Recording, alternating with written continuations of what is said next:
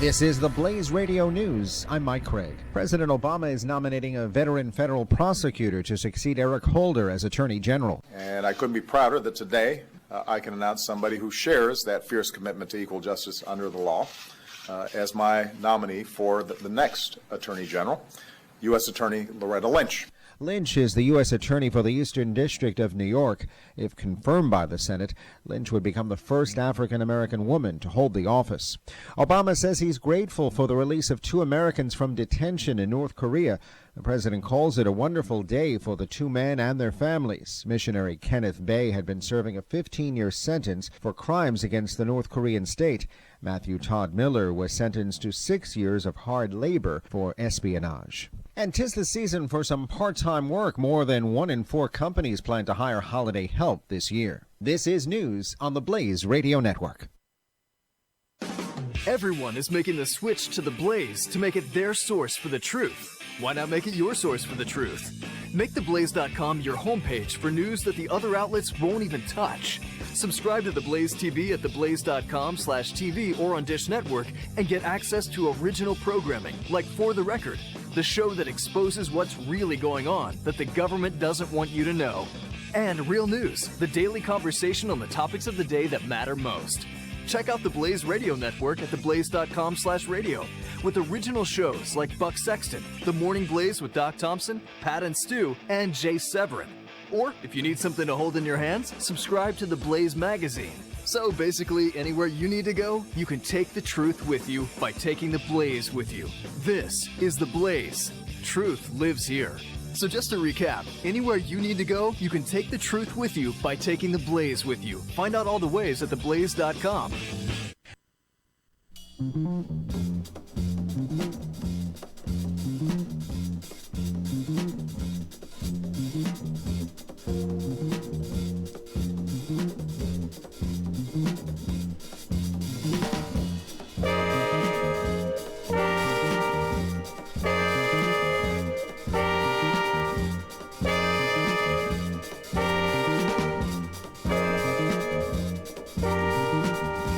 On a mission given to me by Woody Shaw, Sunship, Dizzy, and John Kahn, dedicated to pursuing a piece of our cultural heritage through interviews with my music heroes, this is The Jake Feinberg Show.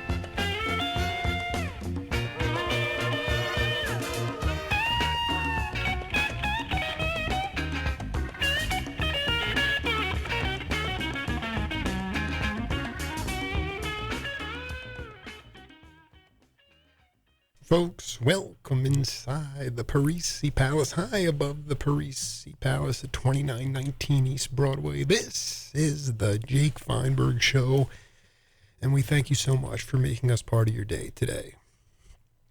I've interviewed a number of guitarists on my program, cats like Kenny Burrell, who are making up the rules with Donald Byrd and Elvin Jones in Detroit. Locked in a pocket of communal musical connection, the same way my guests can hit flurries of notes that have you flying and showing you the way. Regional music in the Americas was rampant in Appalachia, Chicago blues, Gulf Coast, and North Bay, Southern California Latin funk escapade. It was also rampant in New Orleans, where my guest hails from.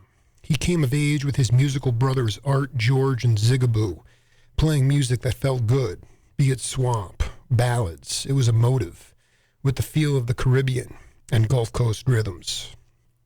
There were pockets of players from Chuck Rainey to Bernard Purdie and Richard T. in New York, to Joe Sample and Wilton Felder, who came from the wards in Houston. pockets of soul intermeshing with gospel and wild magnolias.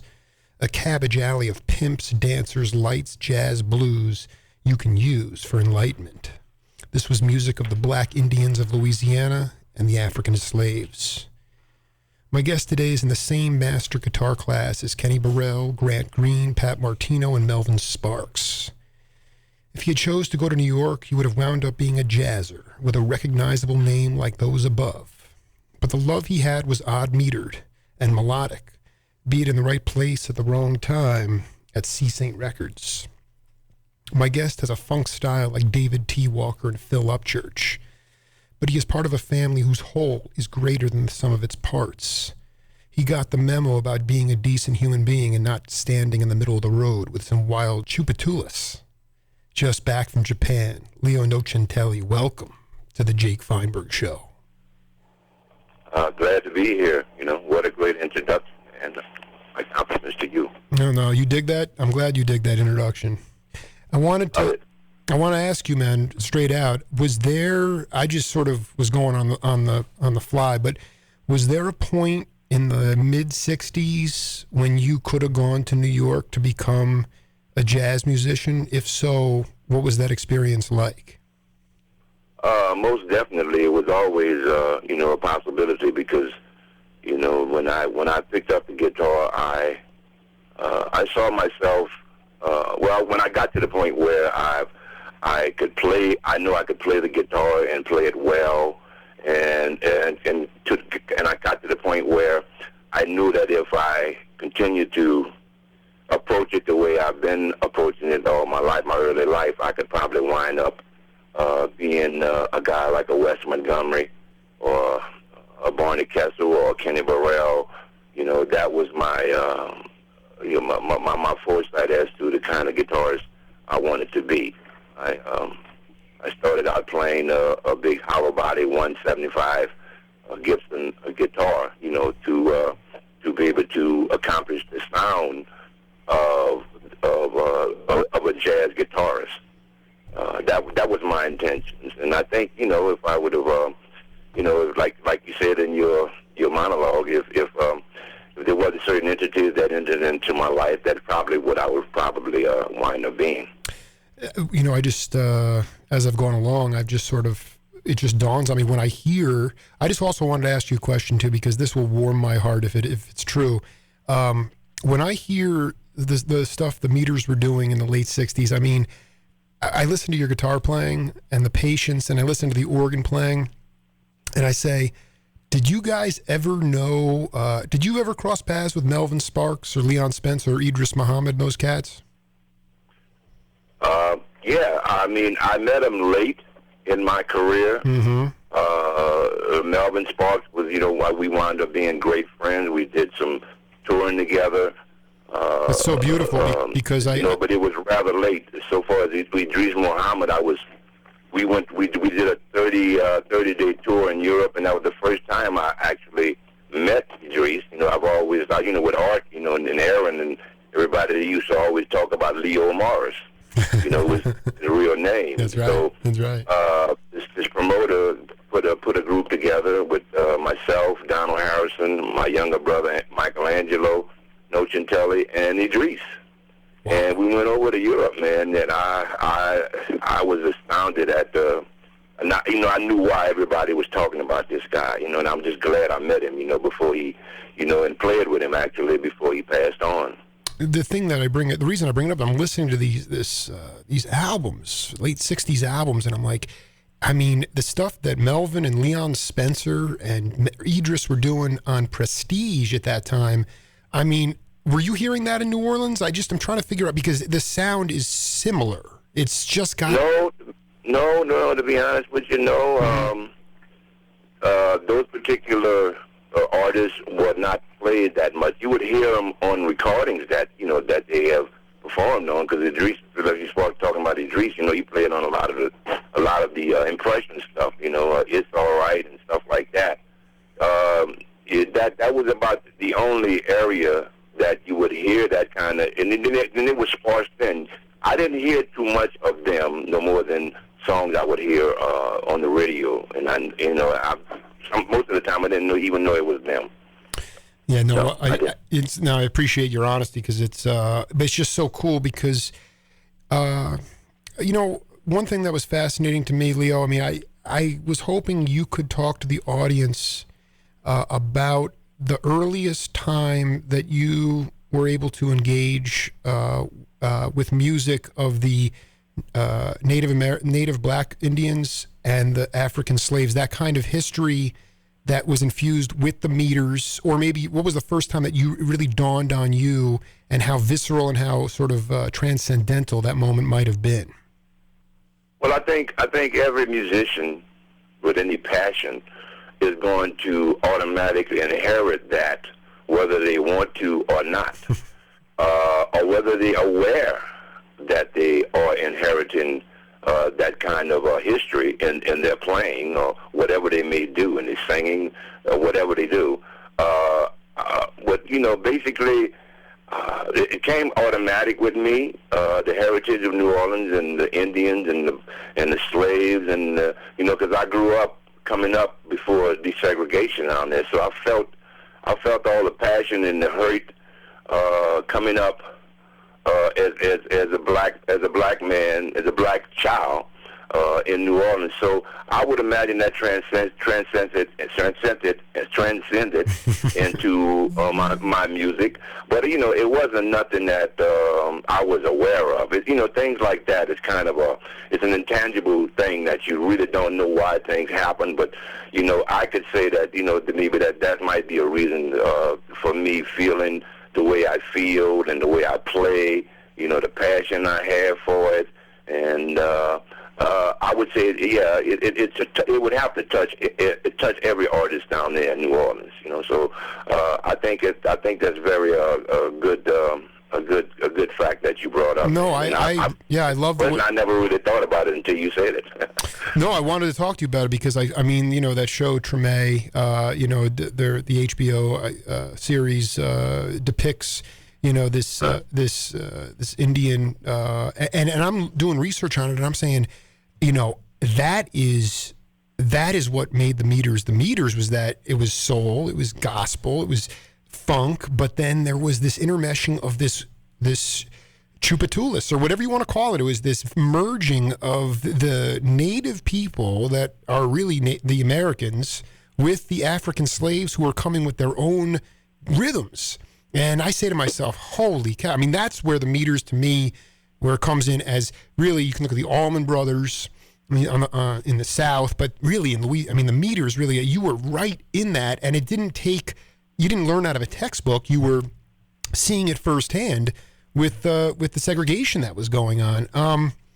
The other question I have is, like, I interviewed Kenny Burrell. I know he's a little bit older than you, but literally in Detroit, there were no schools. He was going to Elvin's house or Tommy Flanagan's house. They were writing charts. They were making it up. They were making up the rules. Would you say, could you talk about the meters and how, and making up the rules of your music?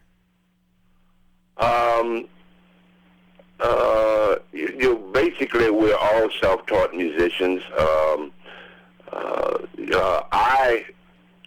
I wound up being the most scholastically educated, musically educated member of the band. George, he couldn't read. Zig either, or Art has a history of being a vocalist more than the keyboard player. So as an individual, the musical responsibility, whether I wanted it or not, kind of came on my shoulders. And I often say this in a lot of interviews, without sounding egotistical or anything like that, or trying to, take the ball and say I'm this and I'm that. It's just certain things that happen. If you are a certain way, then that's the way you are. I'll give you an example. Yeah. And I said this on my performances about the song Sister Strut. Mm-hmm. There was a song called Hold It that everybody opened up this show with. I mean, I would say 7 out of 10 bands would open up the show with the same song, the song called Hold It. And we used to do it at a club called the Ivanhoe in New Orleans, opening up our set with the song. And I just, I got tired of playing it over because I hear everybody else plays it.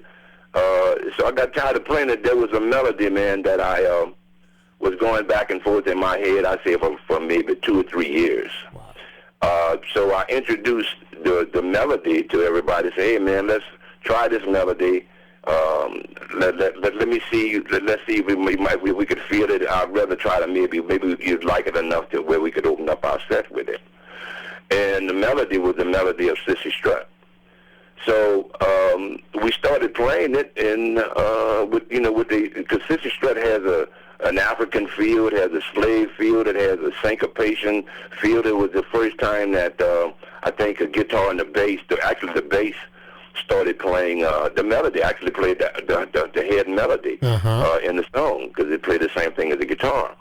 And I think that was the unique thing about that particular song. When we started opening up on our set, everybody loved it, and a couple of producers came in, and Alan Toussaint, as a matter of fact, came in and said, hey, man, we want to record you guys. So we went in and did a couple of little makeshift recordings before then, and then we finally got a chance to go in and record Sissy Strut. And when that song came out on Josie Records, it sold about 200,000 copies in about 2 weeks. I mean, you know the original pressings of those albums are like hundreds of dollars. Just unbelievable. And you listen to your playing, man, and that's what I love the most about your generation is that the listening absolutely was paramount because, a lot of times there are certain tunes you're just playing these melodies. It's not about look at me, look at me, look at me. It's you're coloring in and everybody else is filling that in. How quickly did you guys, well, first of all, let's just go back. How did you guys originally, how did you meet George and Zigaboo and Art? Well, let me say this. Let me say this before I explain that. All the music that the Meters has done, did, and it was impossible to get a finished product without those 4 guys. It just would have been, it would have to be Leo, George, Zig, and Art rather than Leo, Tom, Hank, and Peter. I mean it. I dig. It had to be those guys, man. There wasn't nowhere getting around it. But we got together, and it was a formation that kind of accidentally got formed, and got together. Art, it was always Art Neville that had the name. He got us all together. He got myself. I was actually the first one to start playing with Art, and it was when it was the Hawkettes, Art Neville and the Hawkettes. Right. So, then he decided to change the name to Art Neville and the Neville Sounds. So we got a drummer by the name of Glenn. I can't even think of Glenn's last name. Glenn later died. But then we got a bass player by the name of Richard Amos, and that was Art Neville and the Neville Sounds. I was writing songs back then, but it wasn't anything, that's what's worth or noteworthy. We were just a band playing top 40 stuff. And so we played we started playing at a club called the Nightcap in New Orleans, and unfortunately, the drummer Glenn passed away, and so we acquired Zigaboo. Zigaboo was playing with everybody, with Deacon John around the Savannah City, and then Richard Amos joined the Army, and then I knew George, we kind of grew up together, so George, was there to take we asked George if he wanted to come aboard, this band and start playing bass. And really, that's where the individual cohesion in terms of us all playing together. That's how it started. That's how we all got wind up. All these original 4 guys on the bandstand together. That's how it started. It could only happen just like that. Did you talk? Well, I'd like you to talk a little bit before we go into a piece of music here. about your parents, about George's parents. When I interviewed Joe Sample, Wilton, Felder, and Wayne Henderson, you talk about the strength of the family, the black family, and the individuality and the strength and the fearlessness, and it's across the board. And I know I can't speak to it directly about what's going on today. I do know that obviously the nuclear family is not as strong as it once was, but I just wanted you to talk a little bit about your folks and how they raised you guys to become such individualists as opposed to comp guys. Well, I can only really speak for myself. Go ahead. I think New Orleans is a very close, family knit mindset kind of place, city. It's all about family down there. Now, I didn't know too much about George's family. I didn't know too much about Zig's. I know somewhat of Art's family. Mommy, his mother. I met his dad briefly before his dad died. And Art, his sisters, Cookie, Othelga, Aaron, Charles, Cyril. We all I really got into that. So I kind of was aware of that, aware of the family kind of thing, and I came up basically the same way. Not as much musically as the Nevilles, but my dad was a banjo player, and a funny story, man. I was about maybe 8 years old, and my dad was always musically inclined. He never got to the point as prolific as I wind up being. But because times were hard, and he had to go do what he had to do to feed his family. But I remember him bringing me to a place on Dry Street in New Orleans called Woolworths, and at that time they were selling little plastic 4-string ukulele guitars for $2.98, and he bought that for me just to see exactly where I would go with it. If I really wanted it.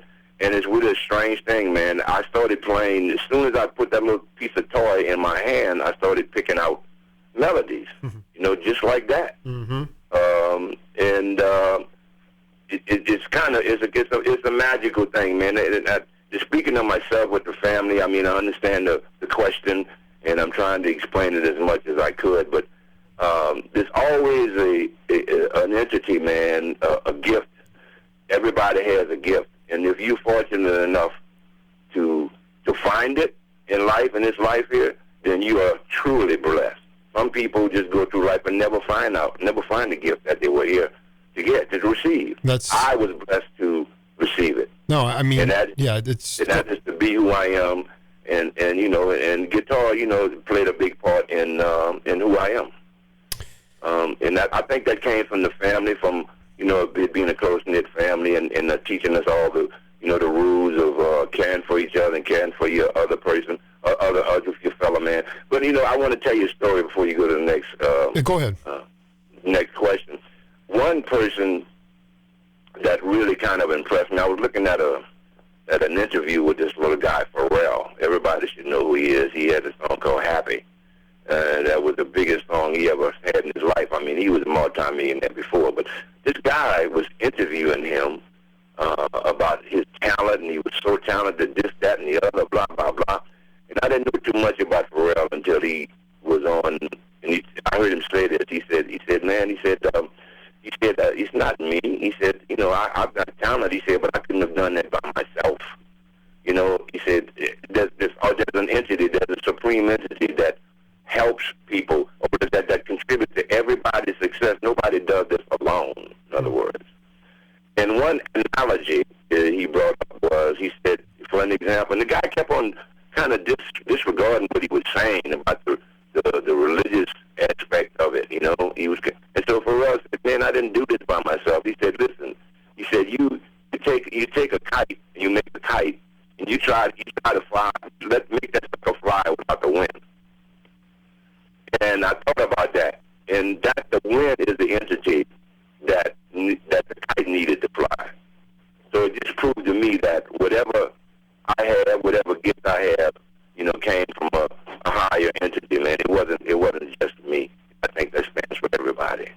think that your one of the gifts your parents did for you was they recognized the coalescing of your gift with the spiritual, and they said go for it? They encouraged that, right? It wasn't about, but that also was a sign of the times, because it wasn't like cost of living was much cheaper. You didn't have to go to academia per se. So I mean, anyway, listen, we can talk through these semantics with Nocentelli, but this dude is himself throwing a little Grant Green and Jimi Hendrix, and you got Leo Nocentelli. So let's take a listen to this track, and then we'll come back and break it down, okay?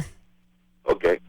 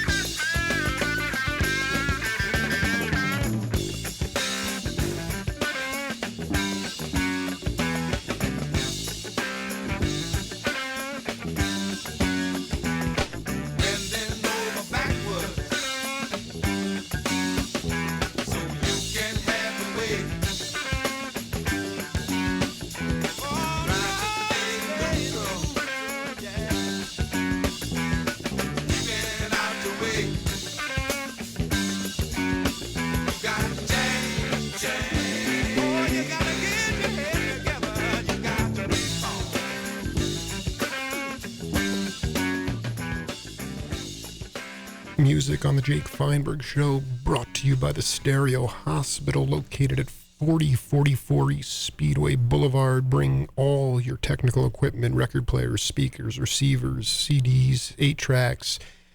Bring it into the Stereo Hospital. Go see Jeff Brucker, and we appreciate their support. All right, Leo, you got to change. You got to reform. Got to change. Got to reform.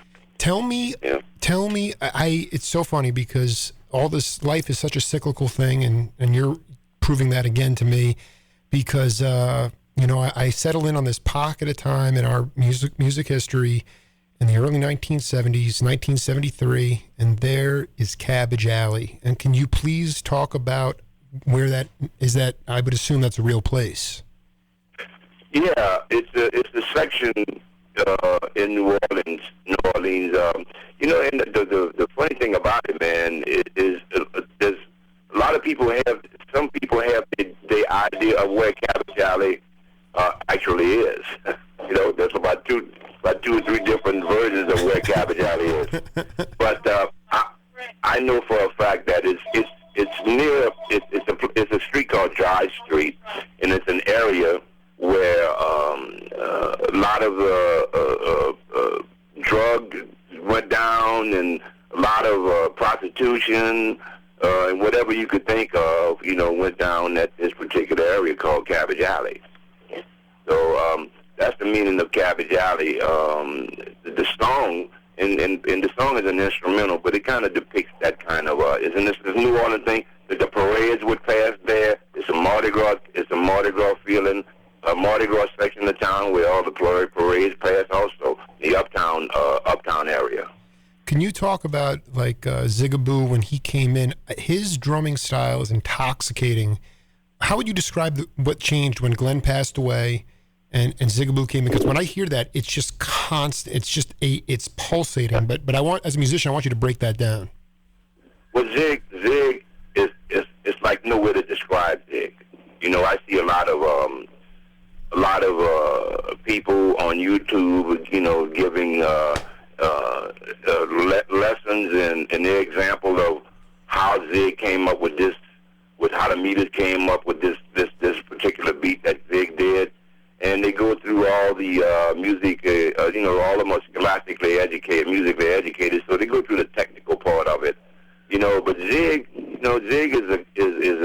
I mean, there's no other person but one Zig, man, and it's kind of hard for me to explain Zig. I don't think nobody could really explain. I don't think Zig could even explain, explain itself for what he does. It's just, and I think, and I think that's the unique thing. And the same thing with George, and the same thing with me, right? And the same thing with Art. Mm-hmm.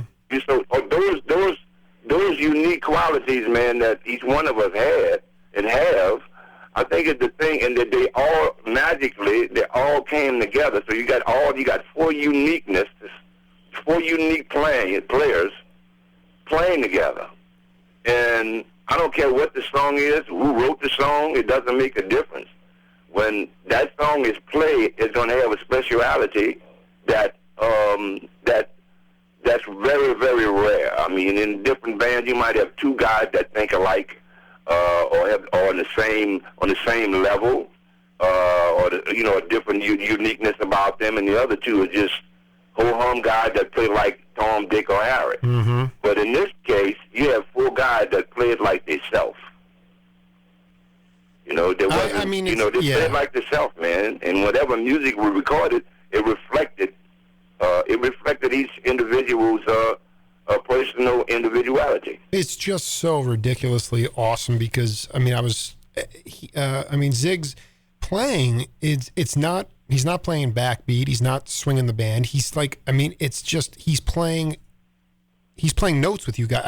And I know that you can't really necessarily put it into words, but he's had a profound impact on a lot of other drummers of his generation across the world. That's the thing. No doubt. And the same thing. And I must add, two guys I wanted to talk to you. Well, Melvin Sparks, just because I when I first started this program, I reached out to Melvin in 2011, and he emailed me back and said, "I'm ready to talk, man. I'm ready to talk. Let's do it." And then he passed away. And I love, that cat was so beautiful. The other two cats, I have to believe. You were contemporary. Well, one of them was Jimi Hendrix. One of them was Grant Green. Did you ever meet those cats or play with them? Let me tell you a funny story, man. I've never met them, no. But I've always felt a close connection with Grant Green and a close connection with Jimmy because we listened to each other. And little did I know. I found out that Jimi Hendrix listened to some of my playing when I went to see a documentary at a friend of mine's house. And this was Jimmy was playing with Curtis Knight. This was long before, everybody knew who he was. And they were on a gig. And it was a recording that this guy had. And I'm saying, wow. I said, so Jimmy was singing a lot of stuff that I recorded was playing a lot of stuff that I recorded with Allen Toussaint. Like Get Out My Life Woman, Working in the Coal Mine, Mother-in-Law, all of that stuff. And Jimi Hendrix, so in actuality, Jimi Hendrix was playing me. Exactly. No, and I'm so glad. This is so exciting for me as a 36-year-old journalist trying to connect the dots because I have to believe that Grant Green also was listening to you because when I listen to his stuff, let me tell you about Grant Green. Yeah. You didn't let me finish it. But now the Grant Green entity is there was a song I wrote called Ease Back. Grant Green covered the song. Oh, you're right about that. When did you pen that tune? Oh man, that was on I think the second album we ever did. And he covered that. I think it was the second one. It could have been the first one. I don't know, but I think it was the second. I wrote a song called "Ease Back," and Grant Green saw fit to, whatever. He's a guitarist, so being a guitarist, you would have to have liked what the guitar was doing to get it recorded. When I listen to your playing, it is so amazing. What did it feel like? Were you kind of stunned when you went to see that documentary and realized that you never knew before that Jimmy was a fan of yours until you saw that? No. Oh man. Yeah, I was like floored, man. Mama. I don't think even the guy that did the documentary knew that I was playing on all that stuff that Jimmy was playing me. He was like tripping. He was tripping out. I said, yeah, that's me, man. That's all the stuff that I did. And it was just such an honor because Jimmy, there's just no other person like Jimi Hendrix, man. And when you find somebody that magnitude of uniqueness and who he is, man, it's like, I could have just melted just now. when I heard him, doing it, playing my licks. Yeah, because, when I'm listening to you, man, I'm like, God, Jimmy really, really, really was in love with Nocentelli. There's no doubt about it. I mean, the stuff that... I was in love with him. I was in love with him because, who a guitar player cannot be in love with Jimmy? I mean, some of the stuff that when I play now, and even the rock stuff I play, when I look at myself, I look at an incorporation with rock, a little fusion, a little jazz, from my upbringing. And I would say if there's anything that I inherited from Jimmy is the rock style of my playing. I'm not a particularly rock guitarist. I play rock, I play funk, I play jazz, and especially doing improvisations. All of that is included in my improvisations, and Jimmy is definitely in there. That's for sure. Well, let's Leo settle in for a minute. We're going to play a instrumental here, which I think for a few minutes, which I think encapsulates the funk, the jazz, the blues, the rock, and then we'll come back and we'll break it down. Okay. Okay.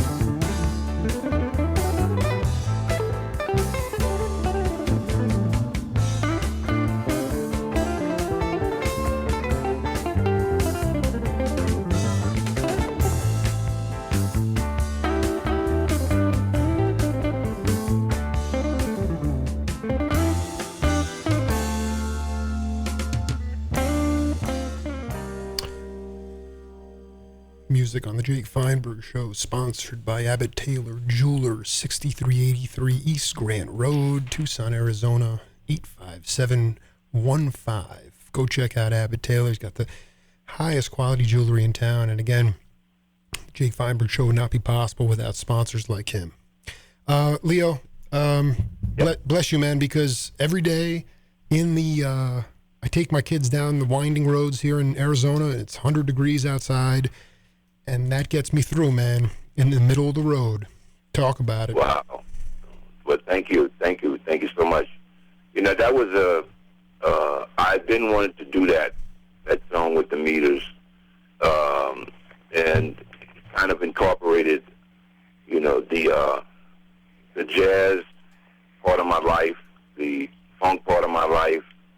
You know, it kind of like it entailed just about everything I could. I tried to throw everything but the kitchen sink in it. You know, maybe I might have played too much. I don't know, but it is what it is.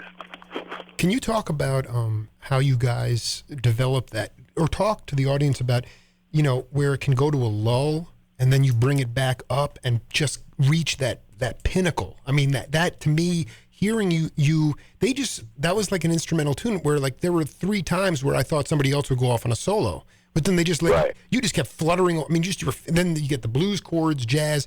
I mean, after a while, it was just a mess of psychedelia, really. So, I mean, it just, to me, was. But how did you guys? Was that an immediate thing? How do you build that crescendo? To me, that is the essence of spiritual music when you leave your physical body. Well, I think that the majority of the songs that we 4 guys did was most of it wasn't really planned. You know, I would come up with a riff in certain maybe an A section or B section, and the riff would be there. But I think what you're talking about, what brought that out was the fact that we all listened to each other, you know, and we all vibed on each other's playing. You know, somebody saw me playing a bunch of notes and sounded like I was excited. They were going to get excited too with me, and so on. And it carried on through each individual player. You know, they heard whether they say, well, Leo and Zig is excited, so Art might say, well, I'm gonna get excited too. And George would say, well, Zig, Leo, and Art decided, so I better get excited too.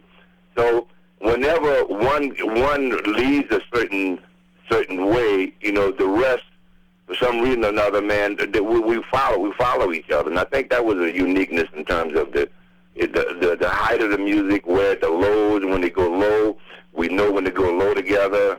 When it's time to get more excited, we knew when to get something more exciting together without just saying, hey, man, let's pick it up a little bit. You know, you just listen to you. The whole idea is to listen to what the other guy is playing. I mean, not abandoning what you want to do, but if you can listen to each other, and that's a good lesson for any young band that's coming out there that wants to be prolific in what they do on stage. Just listen to each other. Listen to the other man, right. And not like I said, and play what you have to play, but listen, and it would automatically enhance, and it would enhance the band as a whole. In simple words, he called it being a team player. Absolutely. No, and I mean, that is what you see people today. I mean, you go to a NAMM show. I'm not a musician, but there are cats that go and then they just look, you know, these are accomplished players, and they're looking up and there's a guy just playing his brains out, all sorts of ideas, but they look at him and say, this cat's not going to get a gig all year. Because somewhere within the musical zeitgeist and on larger, more macro level, just the culture, it went from that George Porter, Zigaboo, Nocentelli, Neville teamwork to look at me, look at me, look at me. I don't know. Joe Sample said that, I don't want to make it too broad here, but he said that when Reagan came into office, the mantra of the country, or his mantra was, it became, I got mine, how come you don't have yours? And it became very, so I just, could you talk about when you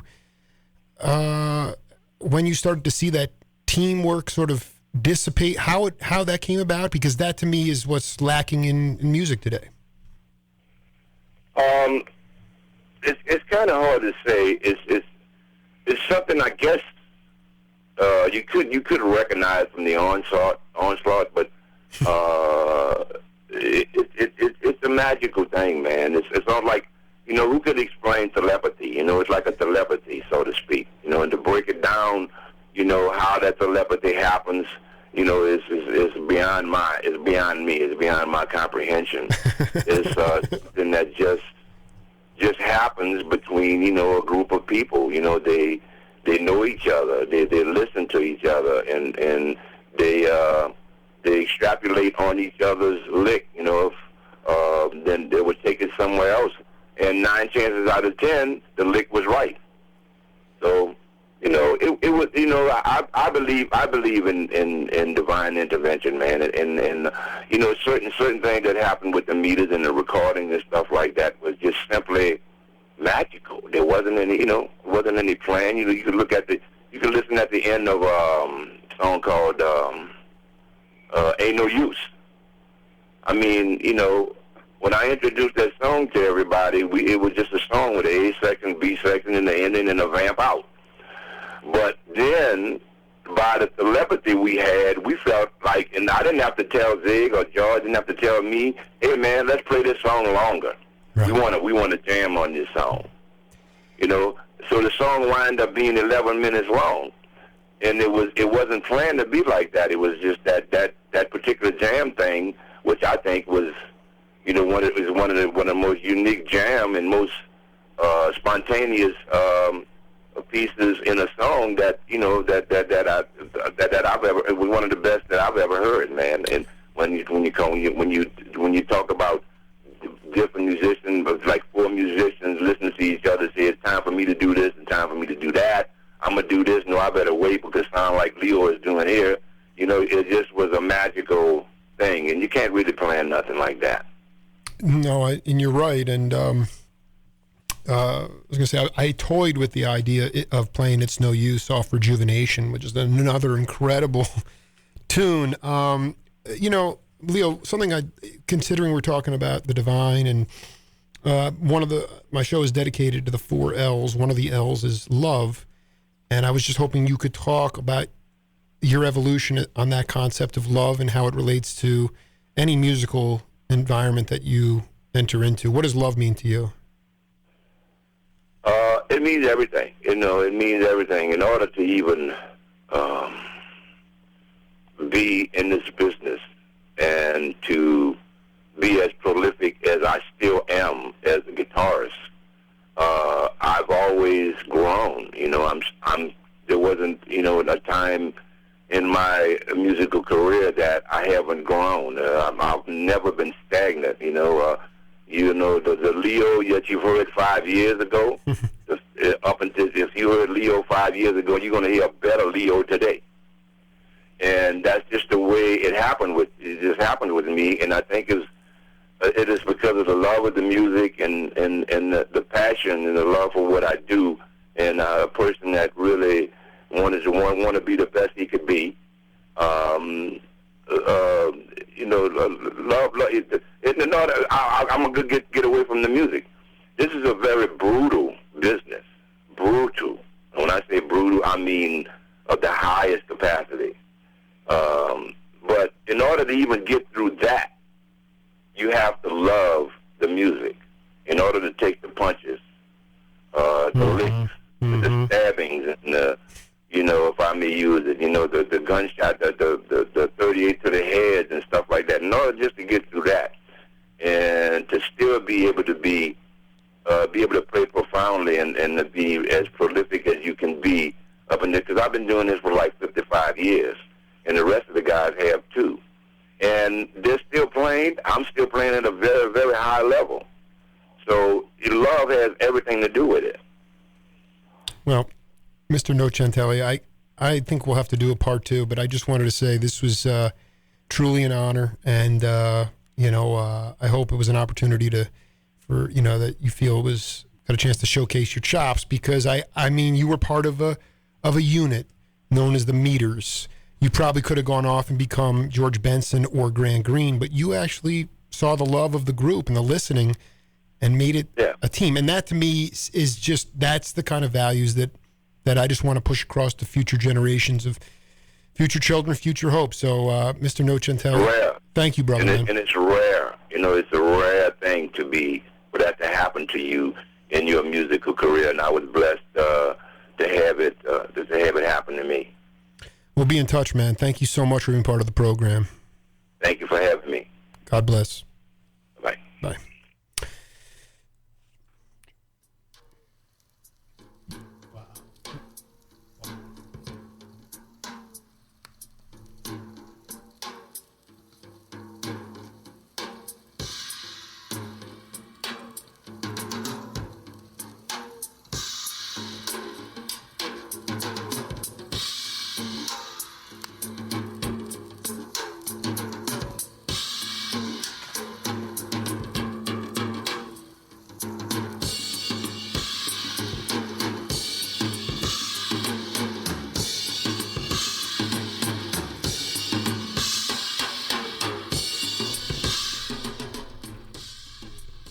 In our remaining moments here in the Purdie Palace at 2919 East Broadway on KEVT 1210 AM, Jake Feinberg Show is honored to introduce my newest sponsor and one of the coolest cats I ever have come across, who's a big part of the operation over at the Circle Tree Ranch. Dwight Bocage, welcome to the Jake Feinberg Show. Welcome. How you doing? Thank you. I appreciate you. I appreciate you, brother. And I want to say, first off, we'll have you back for a longer period of time, but I wanted you to just come in and talk a little bit about the Amity Foundation and the Circle Tree Ranch, because this is a pretty impressive place, and a lot of people don't really know about it. No, they don't. Amity Foundation has been an organization that's been in this city since about 1969, I think. And we've been in the business of helping people and personal transformation and providing alternative ways than just the average drug treatment program that people are used to in the country, and we've been very successful at it. Our mission statement is, clearly says that we're committed to research, development, implementation, and the dissemination of information regarding community building, and also the inclusion and habilitation of people marginalized by addiction, trauma, criminality, incarceration, poverty, racism, and violence. It's a pretty broad spectrum, that we try to spread out there for people. Seems like all the cats that I've met there, including yourself, you walk the walk. I mean, you don't just talk the talk. This isn't. How is it different from a traditional rehabilitation center? In one way, I know there's many ways, but one way. What's one of the more important ways it's different? Well, I think one of the things that we're different. We deal with everything that we can in terms of the whole body transformation, personal transformation, in terms of nutrition. How you eat and what you eat, your diet, your emotional diet, your physical diet. Your spiritual diet. We try and provide a place for people, for them to work on each and one of those areas. And I found it probably one of the more exciting things that I've ever done in my life in terms of helping people, because we use so many things to help people find a way to find themselves, no matter who they are, where they're from. This is a place where anybody can come. We've got different cultures that are there at any one time, different social economic structures or people. So it's really fascinating. It's really fascinating. Yeah, because you get cats with the black credit cards, but you also get guys coming out of Los Angeles. Sure. I mean, you really are a diverse unit. I actually was when I first visited Circle Tree Ranch. Dwight and I wound up in this spiritual sanctuary where there's, you can pay homage to whatever God you worship. Sure. And can you talk about that place a little bit? That to me, when I sat down with you there, I felt a huge amount of energy that wasn't really coming from me. Yeah, well, I think that, again, part of our mission statement is inclusion. So anybody that comes there, we try and celebrate people no matter where they're from. culture, no matter what you believe and how you believe, whatever you bring to the table, we want you to be able to, we want to learn from it. We want to learn from it. We want to learn from what you believe. We want to celebrate what you believe and how you believe in it. And so when you come to Circle Tree Ranch, there are a lot of things there. There's anything from Buddhist structures, there's Native American stuff that's there. There's people there that have been there that have a long history with the Jewish faith that are there and have left all kinds of what do they call memorials, and things of that nature around, and people ask about those things. We've had some people, even I think one of the most unusual is we've had a gentleman from the Inuit tribe up in Alaska, and he brought something very, what very did he? different. He made a knife or something? He carved out something? He carved out an actual whaling spear out of wood. It's amazing. It's amazing. Yeah, no, yeah. I want Oscar to get over to this place because it's a feel good place. And Dwight Bocage, though, we met at Speedway Outlet on Craycroft and Speedway, and when once in a while you can go in there and you can find a bevy of records. And Dwight and I, that's how we originally met, was just our passion for record collecting. Dwight will tease me once in a while, sending me a text of an Ike Quebec Blue Note record that he just picked up for 25 cents. But tell me what the record collecting put me on this path to interview guys like Nocentelli and Bill Cosby. What do they mean to you? What do they give you so much satisfaction? The collection aspect of it. I love music. I love music. I love being a former musician. I know what it takes to play. I used to play the trumpet, and I used to play the timpani drums and play stuff in high school. And one of my dreams as a kid, growing up, was to be. I wanted a band, and I wanted to play. My older brother and my uncle used to listen to, Donald Byrd and, Lonnie Liston Smith and all these other cats, Three Dog Night, Gato Barberi, and I didn't know who, Idris Muhammad, all of these cats. And then my dad was a guy who had a huge impact on me. Every time I used to come home from school, my dad would have music going on in the house, for anything. Temptations, Cannonball Adderley, Marvin Gaye, all kinds of people. You had a huge palette. Huge palette. Wow. So, I love music, And then I grew up in the mid-'70s, and at that time, man, the music spectrum out there back then was huge, and it was wide. Everything from Bachman Turner Overdrive to Average White Band, to, like I said, the Donald Byrd and Blue Notes. I mean, it was just a lot of Funkadelic, Cameo, all these guys and all these bands. And but I just love music, man. I love music. Dwight, it's beautiful to connect with you, man. We'll have you back real soon. I'm glad you found the building. Thank you. And folks, we'll be back next week. This is the Jake Feinberg Show. We'll see you all in a little bit. Few times, but I don't understand. I just like to play the blues. It's not all the money that I want. I just like to play the blues. And I like for everybody to get together and all of us play the blues and let's have a good time. Because blues is where it's at. I'm telling you, I love it. I can't help but play it. So when you wake up in the morning, you're a gig, and ain't got no money, or no gig, whatever you call it, you ain't got. Southern Arizona's official station of the Arizona Cardinals. Power Talk 1210. KEVT AM Sahuarita, Tucson.